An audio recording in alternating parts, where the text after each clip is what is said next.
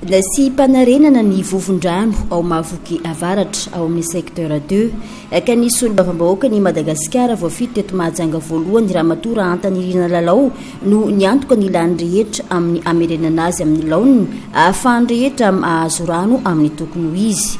Vovo izay efa ela no nisiny teo amin'ny fokotany io saingy ny asimba. Eto zany aloha dia isorako antsika le vahoaka izay nanantona tsy ny hafahafa. Rehefa nahita zany fa tena hoe efa simba mihitsy le vovo dia nanantona madame député nisy toerana manatantara vovo ary aminay ary ka dia tonga teto nijery an'izay ary isorana eto zany ny entreprise izay nanamboatra azy ka navita natanteraka an'izao. Raha ny zavatra tena nangatan'olona zany tamin'izay fotoana zay hoe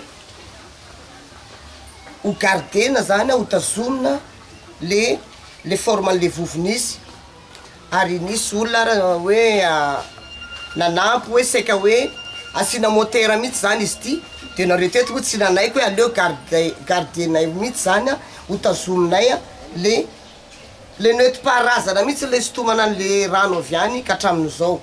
Ka eto tonga zany za androany zao nandeha nijery an'le vovo vita fa ny zavatra mba tiako zany ozy za hoe manina raha ampiakarina kely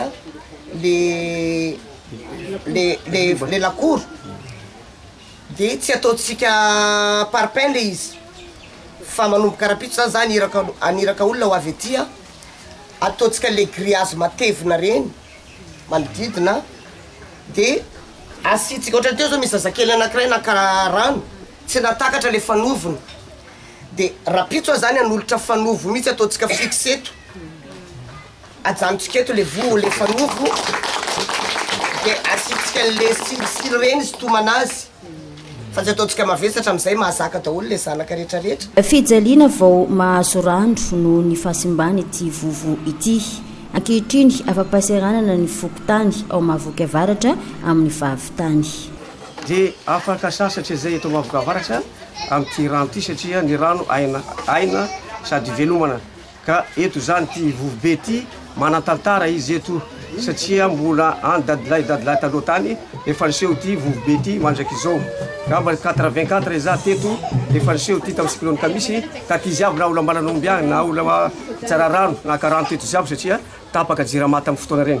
Ka enga zay zavatra zay zany hoajaitsika zavatra ty hokolokoloitsika zavatra ty tsy ho an'ny madame ninahy irery io tsy ho an'ny président fokotany irery io fa hoatsika fokon'olona rehetrarehetra aoka itsika fokon'olona mba samby ananja samby tokony andraikitra eto amin'ny toerana ty ka ho izay hoe raha misy mahita manimba zavatra dia manao tatitra na am'izay tokony manakaiky anaterana azy na aminay amin'ny fokotany ao na izay fokon'olona tokony anatra zay dia izay ngamba afatrafatra amin'ny chef fokotany dia faly dehibe zao chef fokotany eto Mahavoky avaratra sotra besaka madame Nina engany tondra soavana isika rehetrarehetra.